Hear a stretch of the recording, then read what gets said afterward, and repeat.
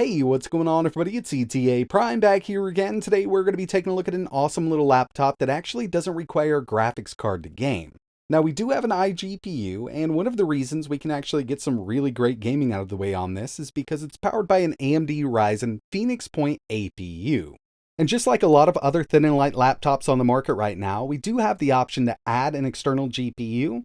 We'll take a look at all of that later on in the video. But what we have here is the ASUS ROG Flow X13, and in fact it is a gaming laptop, but it's also a 2-in-1 because we've got an absolutely beautiful 13.4-inch Nebula display from ASUS, and the overall design of this is amazing. This thing is super thin, super light. As you can see, it's got that carbon fiber texture all the way around. And it looks outstanding. Very portable. We've got a backlit keyboard here, massive trackpad given the size of this, and we've got that beautiful 13.4-inch 16:10 IPS display. This does support 10 points of touch, and it's actually pretty amazing what they were able to do with such a small form factor unit here, given the APU they chose to use. Now when it comes to I/O, over here on the right hand side, we have one USB 3.2 Gen 2 Type A port, so we've got that full-size USB. We've also got USB 3.2 Gen 2 Type C. This will function as DisplayPort 1.4 plus power delivery. And by the way, this does come with a 100-watt charger. And moving over to the left-hand side, we've got a 3.5mm audio combo jack, full-size HDMI 2.1, micro SD card reader, and this is a 4.0 reader. Plus, the ROG Flow X13 does support the ASUS XG mobile port.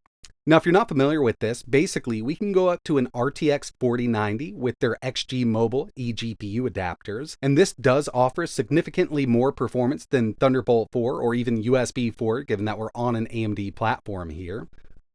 And this is the same port that the ROG Ally has. On the channel, I've done some testing with an XG mobile eGPU, and performance is absolutely amazing. So I suspect that on the Flow X13, we're going to get some great performance. But in this video, I wanted to use this laptop with the APU, just the iGPU. If you're interested, I can do another video with an XG mobile eGPU connected. Let me know in the comments below. One of the main things I love about the X13 is just the overall size itself. We've got a 13.4-inch IPS display. This is their Nebula display, up to 120 Hz. We've got a resolution of 1920 by 1200.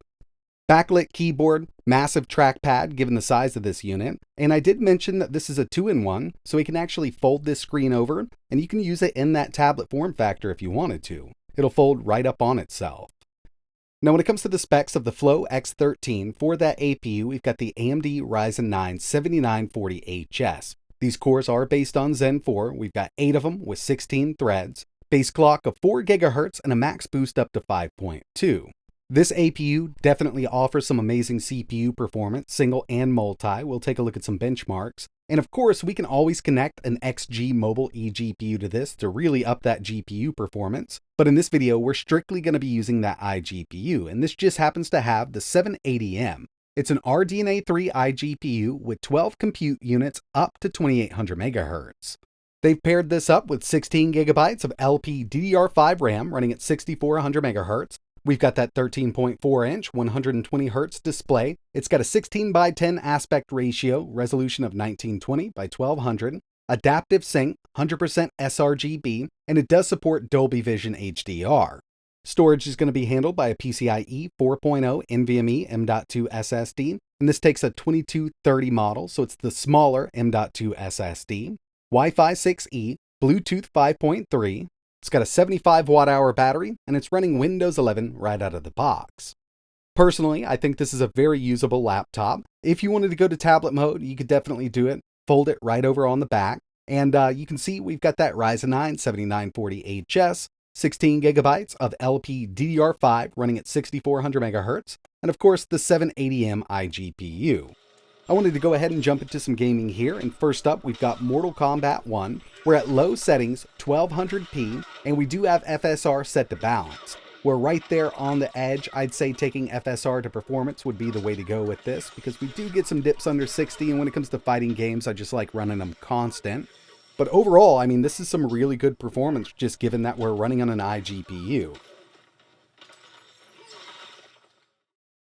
So before we get into benchmarks and more gaming, I wanted to talk a little bit about power management because it's very important for these Phoenix Point APUs. Of course, we could run this at a lower wattage and get less performance when it comes to gaming, but save a lot of battery life, or we could go all out with it. Now, there's several ways to go ahead and adjust this, and I've tested a few third-party applications, but luckily you actually don't need to install anything because we have Armory Crate. And from here, we can totally adjust the TDP. I've got a few pre-made presets here: silent, performance, turbo, which does work really well, and we've also got manual. While plugged into the wall, we can do up to 65 watts on this APU, and we can also adjust the fan curve right here, so you can set this up basically however you want to. Obviously, at 65 watts, it's going to draw a lot more power from that battery, but if you want to get the best performance out of this iGPU, taking it up is definitely the way to go. The next thing I wanted to take a look at were some benchmarks that I ran on the X13, and keep in mind, we're in turbo mode right now from Armory Crate.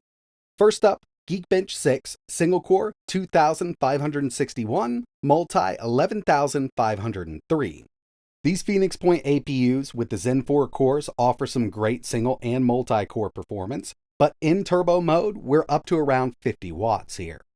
Moving over to some GPU benchmarks with 3D Mark Night Raid, 29,028, Firestrike coming in with a 7,560, and the final one I ran here was Time Spy. With this, we got a 3,120. Not the highest scores that I've seen out of the 7940HS, but we're not at the highest wattage either. I've actually been able to take this APU up in other devices up to around 90 watts, and in Time Spy, we can get around 3,300. That's about maxed out there for the 7940HS, but these are synthetic benchmarks, and now it's time to see how this thing handles real-world gaming. First on the list, we've got Forza Horizon 5, 1200p medium settings. I got an average of 83 FPS. No FSR, we're not using any kind of screen scaling, looking absolutely amazing, and the 780M can definitely handle this game. Very well optimized, and I wish the new Forza Motorsports was. Hopefully in the future we'll get some optimizations, but this is a racing game that you can definitely play on this iGPU at full speed. I also ran the built-in Horizon Zero Dawn benchmark, 1200p original settings, FSR set to balanced. This is another one that I've always had really good luck with on these iGPUs, and by the end of this, we actually had an average of 73 FPS. I'm still holding out for some new updates on Forza Motorsports. When it comes to AMD drivers and even Microsoft updates for the game itself, it's been a little lackluster. I'm really hoping that they can get this performing as well as Forza Horizon 5, but I'm not sure if they will. I mean, the game looks amazing, and right now we're at 1200p low settings. We can't even get a steady 40 out of this game.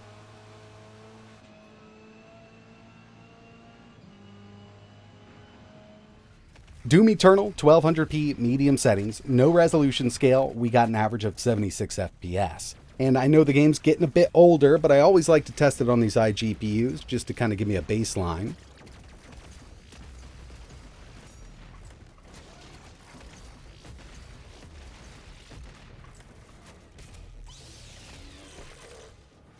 The final game here is Cyberpunk 2077. 1200p low settings. This is not the preset of low, because once we go there, you're going to notice that a lot of the settings are still at medium. So we're basically at the lowest settings, and FSR is set to performance here, and we can get an average of around 73 FPS. It's not bad, and of course, taking it down to 800p would net us a lot more. We can actually get an average of around 91 at 800p. But I wanted to run this at 1200 because it does make it look a lot better. And performance isn't bad on the 780M. So far, I've really been enjoying the Flow X13 just on the iGPU, but like I mentioned, if you're interested in seeing an XG Mobile eGPU connected to this, let me know in the comments below. We could definitely open this thing up, get much better performance at those higher resolutions. But for a lot of people out there, the 780M would be great for now, and then later on you could actually upgrade the GPU. Now, when it comes to just using this as an everyday laptop, that 7940HS offers more than enough performance even at lower wattages. You want to do some photo editing, like video editing, web browsing, email checking, 4K video playback, this is going to handle it just fine. And it's coming in with a very slim form factor. I really do like the design they've come up with for the Flow X13. But that's going to wrap it up for my first look video. If you're interested in seeing anything else running on this laptop, just let me know in the comments below. And, if you want to learn a little more, I'll leave some links in the description. You can head over to the official ASUS website or even Best Buy to pick this up. But that's it for this one. Like always, thanks for watching.